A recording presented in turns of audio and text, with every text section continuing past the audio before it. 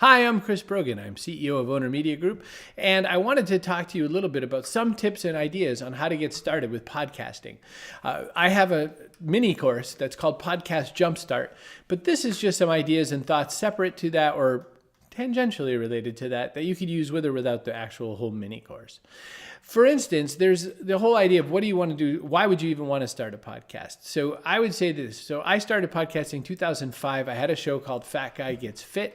I've had other shows since. I've had The Human Business Way. I have Owner's Mind. And I have a new show that I launched called What Are You Selling? So in the concept, you can have one that's just for information delivery. You could have one that's for lead generation, where you're trying to build out your business. You might have something where you're doing community building, where you want just people to get to know other people in the community that you serve and information about that community. You might do something just for entertainment's sake. There's lots of great entertaining podcasts out there for sure.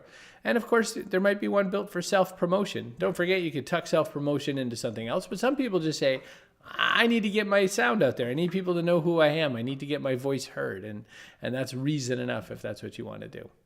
Once you've got a concept put together, you want to figure out a format. Is it going to be a solo show, just you and the microphone?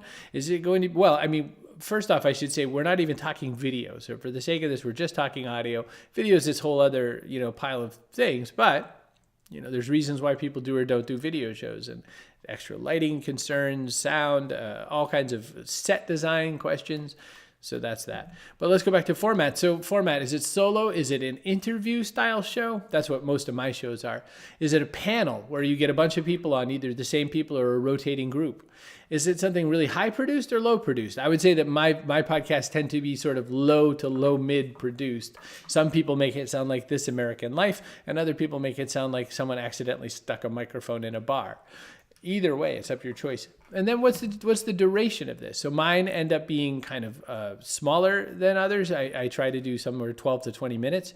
Some of my shows go to a whole hour because I have multiple guests in them. And it's up to you how you want to put it together. It's just I've noticed that there's a lot of people who think that they want to make a show that's either a half hour or an hour that don't have that much content. So it's up to you how you want to get that one put together. Then from that, hosting. Where are you going to put this thing? Are you going to try to find a free hosting site? Some people even use SoundCloud to host their podcast. Are you going to do it on paid? Are you going to do it separate to your primary website or somewhere tucked in? So for instance, my Owner's Mind podcast runs separately on Libsyn. Liberated syndication is libsyn.com. And my What Are You Selling is hidden underneath chrisbrogan.com at chrisbrogan.com/WAYS. Ways, what are you selling? And so that one's run on the Rainmaker platform. So there's pluses and minuses to both, but you have to understand where do you want to host it. It can be just as easy as having it run against your blog, especially if you set it to a separate category, and then you can have the RSS feed to that category to submit to some place like an iTunes or whatnot. We'll talk about that in a second. What technology are you going to use? So for instance, for a microphone, are you going to use something just built in? Are you going to use headphone mic? Some people do that as well. I am currently using a Blue Yeti microphone. It's a beautiful USB mic, and it plugs into my computer. It's about $100, and there's smaller ones for travel. There's one called the Blue Tiki. I also found one called the Blue Snowflake. There's lots of choices. That's just, for microphone choices. Are you going to use some kind of interview capture software? So I use Call Recorder for Skype. That's how I do mine. Are you going to do something for, editing for this? So I use GarageBand. There's also an app called Audacity. Both of them work very well for editing podcasts. I think that it's a matter of, so GarageBand works just on Mac. Audacity works on all the platforms. There are other softwares out there. These are the ones I think are, kind of the most used and best. Now let's just sort of walk through the whole process prior to recording, what you do on the day of recording and so on. So prior to recording, you set it. We skipped the distribution part. Sorry. In distribution, you can put it to places like iTunes. I also highly recommend Stitcher. So go to Stitcher.com. It's Stitcher Radio. They're doing a lot to distribute your show to places like cars. Millions of cars in the U.S. will have Stitcher built right in by the end of this year, 2015. So I think you should consider that. Beyond that, there might be specialty sites like marketingpodcasts.com or some site that covers your space. So do also consider that. All right, prior to recording, let's say you're going to have an interview show or whatever, set a date, or even for yourself. And if it's once a week, it's once a week, but set the recording date so that people know when to show up. If you have guests, get their contact info, also get their backup info. So for instance, if you're going to do a show and you're going to do it on something like Skype, get their Skype address, but also make sure you get some way to contact them via email or text message in case there's some kind of a problem with the technology on the day that you're getting ready to record. Make sure you determine the guest's comfort level with the tools that you're going to use. Make sure you have a comfort level with them as well. If it's their first time using Skype, you might want to have a separate call just to have them walk through the process with you. Or you might even just want to give them 10 or 15 minutes ahead of the interview just to get comfort levels going. Also, what might be useful is send a prep sheet explaining environmental options. I've had people bring their laptop right into the middle of a busy construction area and start to do the interview with me. And you don't necessarily want that kind of experience. So send them maybe a sheet, and the sheet can just say, welcome, I'm so glad you're going to be a guest on my podcast. Here's my Skype. Here's my contact via SMS or phone number if you need me. Your laptop shouldn't have all these extra tabs. You should have only one app running. It should just be Skype, or Skype plus one browser with one tab open. You want to be very specific because it's amazing how many ways people can mess up something.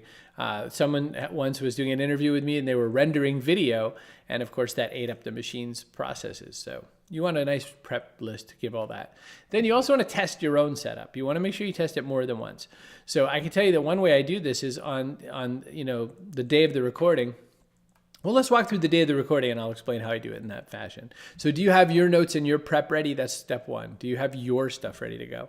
If it's an interview, do you have questions? As I say in Podcast Jumpstart, it's great to have questions to start with. If you don't necessarily use all the questions, that's great. Never just read your questions line by line. The answer should dictate where you're going with the questions. That becomes really important as well.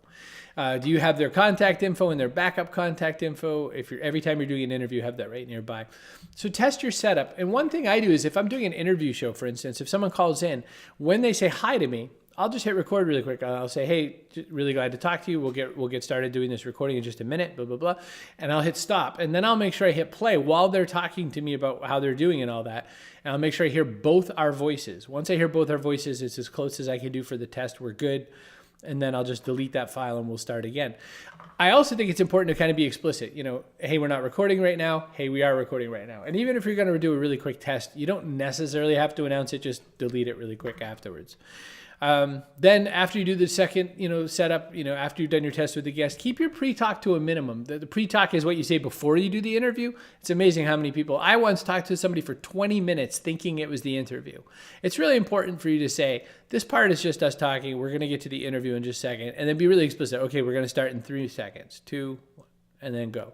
It's important because people are sort of nervous and guarded. Like, for instance, if I think you're doing the interview, then I'm going to make sure I don't say I'm going to make sure my answers are well. But what if you're just shooting it? What if you're just chitty chatting? So I want to make sure that you're very explicit on that. Then you hit the recording and whatever. After, be sure you thank your guest and explain when roughly the recording will go up. This will save you a lot of trouble. And then you can get to editing. So again, you can either use something like GarageBand or Audacity.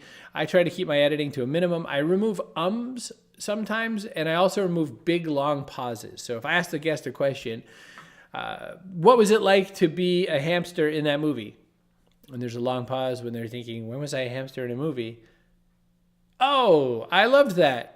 And then I'll just take out the dead air so that the person watching, listening, gets a better version. There are different styles. Some people like highly produced, like I mentioned, This American Life. That's got sound layering and music and sound effects and all kinds of walk-ins and walkouts and narrative broken into interview. You could do that style. There's a lot of work to it. If you're planning to do a show like that, but you haven't done it, try doing a few test episodes. And by a few, I'd say maybe 3 before you decide that's what you're going to do, because it's a lot of work and most people don't stick to it. Now we're down with publishing. So are you going to go with a site or a host? We talked about that a little bit. Is your distribution automatic or otherwise? Some people have it really slick. They just drop the file in a folder and next thing you know, their podcast is out. Mine doesn't work that way. If I use Libsyn or if I use my own thing on Rainmaker, I've got to go in and put the titles and all the information and make sure it's explicit or not and all that stuff. And then I hit publish. Are there show notes or not? So some people say it's really important to have good show notes. I can understand that. I'm a minimalist in this, but someone just said the other day, I wish you'd write lots more information. 1, it's findable by Google. 2, it's, it gives people a lot more to go with, etc. So you could decide on that or not for yourself. And transcripts. Don't forget there are a lot of services that will allow really simple and inexpensive transcripts these days. You can find some of them through Fiverr, Fiverr.com. And then there's, of course, different levels and qualities thereafter. Then you have to promote it. Are you going to promote it on your social channels? Are you going to put it in your email signature? Is it something where you might want to send it out via your newsletter? And then the last part is just monetization. I don't cover that in this video, but if you do get interested, it's at ownermag.com/podcast jumpstart. We talk about monetization and a few different ways of how to make money via your podcast if that's of interest to you. So I just wanted to give you some starter information. If you wanted to start building a podcast, that's kind of all the steps that I would have for you. Hopefully that's interesting. Hopefully you find it useful. I'm Chris Brogan. You can send me an email, chris@ownermag.com. And if you're interested in Podcast Jumpstart, go to ownermag.com/podcast jumpstart. Thanks so much for your time.